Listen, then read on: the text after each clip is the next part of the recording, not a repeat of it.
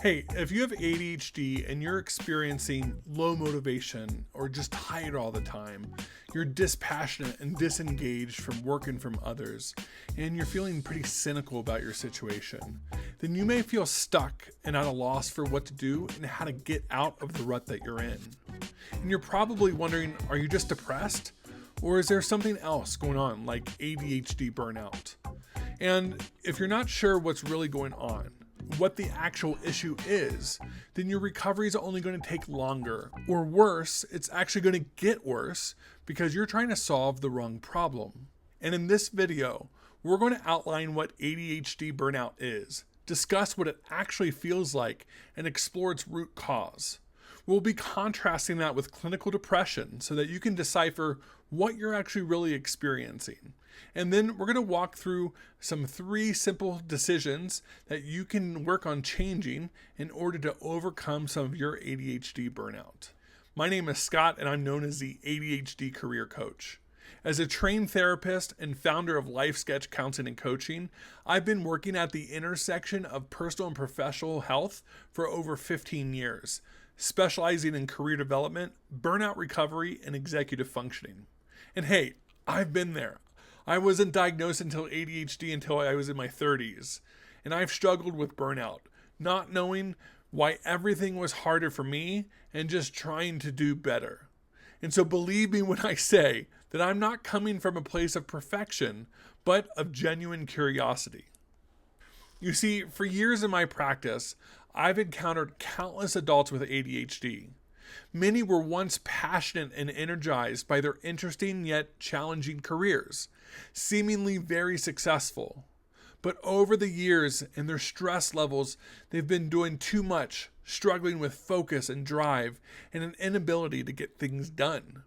I've seen college or graduate students, though they're very smart, apparently unable to get to class or complete assignments. Or it's the executive and entrepreneurs who are obviously very driven, but completely paralyzed by the mounting responsibility and inability to set and reinforce their boundaries, whose lives are completely out of balance. And like most ADHDers, they have trouble seeing their way forward, tending to get overwhelmed and stuck. And it wasn't until I started to understand the combining of these factors, of ADHD and its relationship with burnout, that so much of the struggle started to make sense. And not just for me. When my clients over the years understood this unique phenomenon of ADHD burnout, that's when we began to accurately identify the issue. Because when we can name the problem, then we can start to understand it. And when we understand it, that's when we can actually determine what we can do about it, such as developing the strategies or the skills to change our situation and overcome burnout. But before we get into ADHD burnout, let's start with depression. Depression is a cluster of symptoms that are classified under a mood disorder. And there are several types of depression according to the DSM-5, which is the authoritative guide to the diagnosis of mental disorders. Let's talk about some of the signs and symptoms of depression, and we're actually going to be using the diagnosis criteria straight out of the DSM-5. So basically it talks about the following symptoms happen 2 weeks or more, more days than not, almost every day. And one other caveat is that it impairs functioning. So it's actually disrupting, school or work or relationships, health, something like that. There's 2 big main categories that you're going to have is one is this depressed mood, which is that feeling sad or apathetic or empty. Sometimes it comes out as anger. When it's really bad, that's when we start to feel bad. We feel worthless, hopeless, and at times suicidal. The other big marker is this loss of interest or pleasure in things that you used to care about or things that you used to enjoy. These other symptoms and signs and symptoms you can see are weight loss or gain, sleeping issues, fatigue, loss of energy, inability to think clearly, concentrate, or make decisions, recurring thoughts of death or suicide. And side note, this is why depression can be so dangerous. So if you need a professional, talk with one. So what causes depression? Essentially, it's unknown. There's not a full consensus on what causes it, where it comes from, and the diagnosis process is anything but linear. But there are some risk factors that are pretty clear. First is we see it in the biology, so genetic and physiological factors, such as we see that the heritability of depression is approximately 40%. There's also our temperament. So if aspects of your personality that are prone to negative emotions, then you're more likely to develop depression in response to a stressful event. There's also our life experience, such as our life status, right? Am I lonely? Adverse childhood experience. These are going to precipitate depressive episodes. There's our environmental factors, and such as our world impacts our lives and our gene expression, from nutrition to electronic exposure, toxins in the air or water. We're exposed to many pollutants that are also going to adversely impact our mental health. In short, we don't know exactly what causes depression, but we do know that it's both nature and nurture. So many of you, especially if you're burnt out, you may be identifying with some of the signs of depression. So now let's compare that to ADHD burnout. Herbert Freudenberger coined the term in burnout in 1974 as a state of mental and physical exhaustion caused by one's professional life. The World Health Organization, they view burnout in 3 dimensions. One is this feeling of energy depletion or exhaustion. They also talk about this increased mental distance from one's job, or negativism and cynicism towards one's job. And then also this reduced professional efficacy. Let's dig into each of these dimensions so that you can truly understand what burnout feels like. So first we have this exhaustion. And this is linked to the amount of stress that we're actually experiencing in our role. So you're going to have this physical exhaustion where you're feeling tired, you have low energy, and really just wake up tired all the time. There's also this mental fatigue where I like to think about that as brain fog, where we're less alert. We have difficulty focusing and thinking clearly. We have trouble making decisions. And then there's also our emotional exhaustion, where we feel drained, sometimes numb, indifferent, and apathetic. There's also this negativism. This is the indifference or distant attitudes towards work and others. And this is really linked to the amount of support and resources we have and connections at our role. So cynicism, there's this basically this negative mindset where we see the bad and assume the worst, where we often hold others or organizations to extremely high unattainable standards. There's also this depersonalization. This is where we feel disconnected and distant, often from our own selves, and especially in our roles, such as work or school or taking care of other people. And in that is also this detachment, where we appear withdrawn and callous to others. Inefficacy, essentially our failure to achieve or make progress. One is that we're just simply unproductive, right? So we're not actually getting the things done that we want. We're not achieving what we'd like to set out to. And in that, we start to internalize this, where we feel inadequate in what's called learned helplessness. This is where we feel incapable of changing ourselves or situation.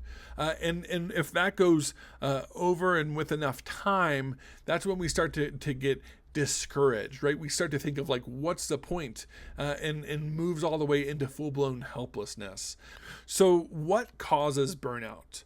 My simple calculation is it's stress plus frustration over time equals burnout, right? Which is this exhaustion, this negativity, and this ineffectiveness. We're going to be using a car burnout analogy to start to understand this a little bit better.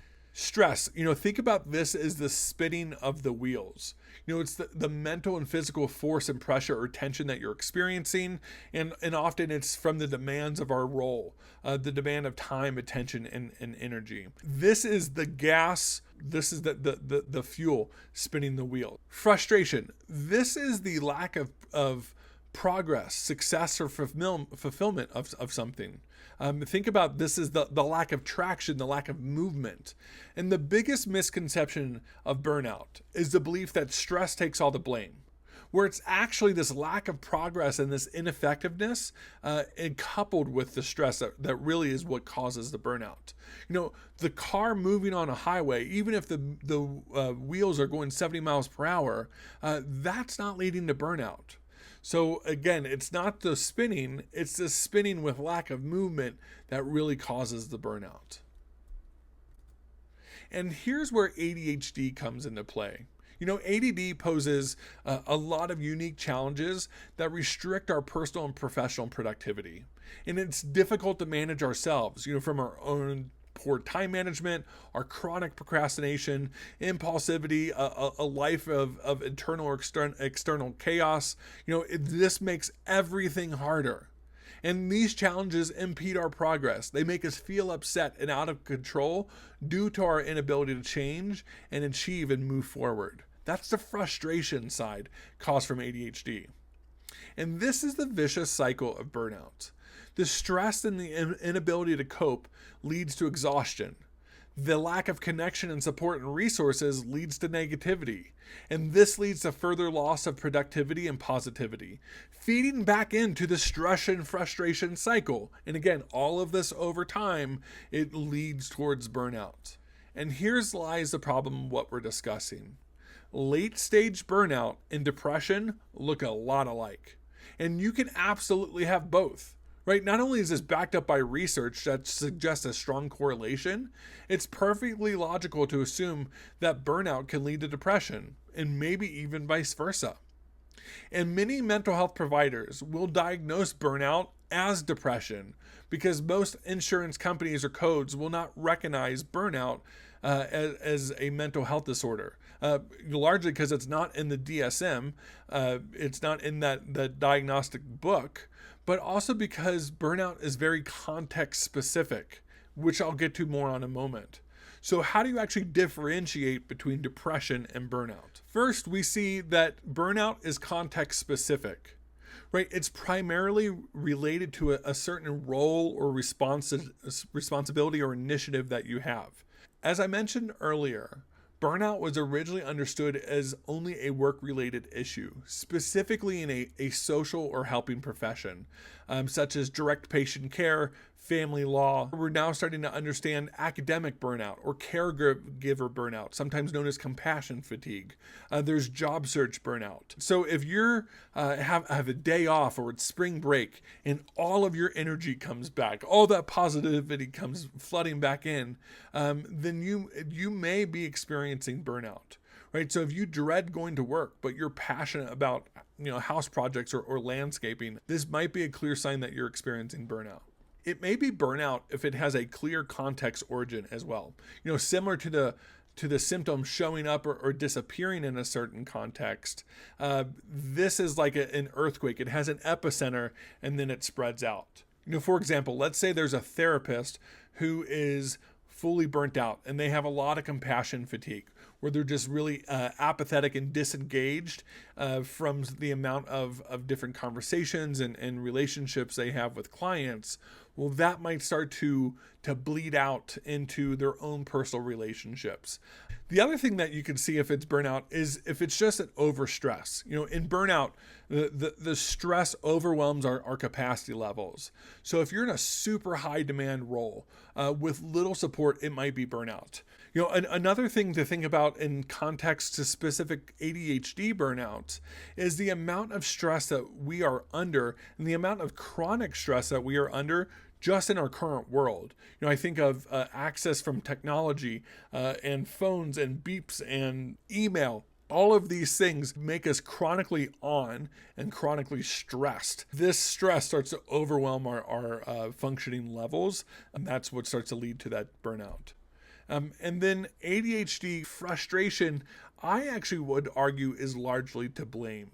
Right? If you were only more effective, then your situation would be solved. Right? If your executive functioning was greater, if you were more productive and more confident, then you can mitigate and manage the stress and demands. So if you're looking at this and it's like, hey man, my own ADHD symptoms, the chaos, the lack of self-regulation, if that's a clear pointer cause, then it's probably that frustration caused by ADHD.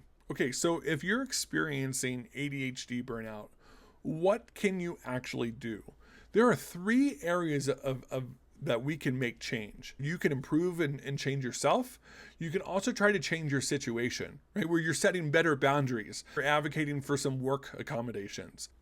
And sometimes there's only so much that you can do. There's only so much that you can change or fix about yourself, or there's only so much influence that you have at your work. And ultimately, you might be in a place where something's just incongruent for a job, or what you're studying, or what you're pursuing, and you might just need to change your setting. And if that's the case, and you're interested in what it takes to change a job, feel free to put that into the comments. I'd love to discuss further what we provide is some of our ADHD career changing. All right, guys, thank you for your time and energy. If you thought this video was helpful, please feel free to like or subscribe, or leave me a comment in the sections. Love to touch base. Catch you next time.